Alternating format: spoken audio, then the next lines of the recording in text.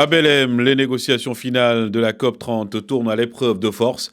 La présidence brésilienne vient de dévoiler une nouvelle version du projet d'accord, soulevant une colère immédiate.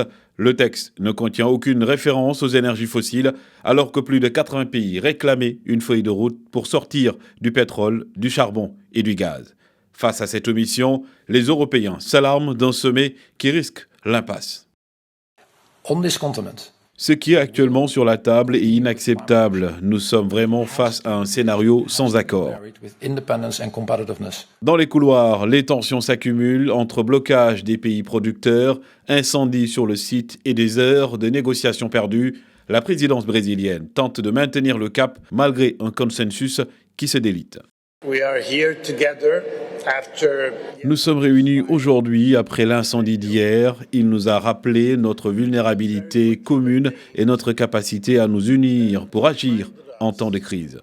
of Mais au-delà des incendies, c'est l'ambition climatique qui vacille. ONG, délégations exposées au réchauffement, pays insulaires, tous dénoncent un texte trop faible pour maintenir la trajectoire de 1,5 degré Celsius et l'avertissement le plus grave vient de l'ONU.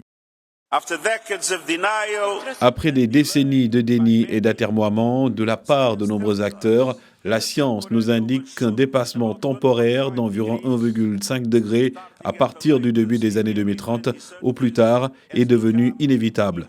Nous savons ce que cela signifie, davantage de la chaleur et de faim, plus de catastrophes et de déplacements de population et un risque accru de franchir des points de basculement climatique provoquant des dommages irréversibles, y compris en Amazonie. damage.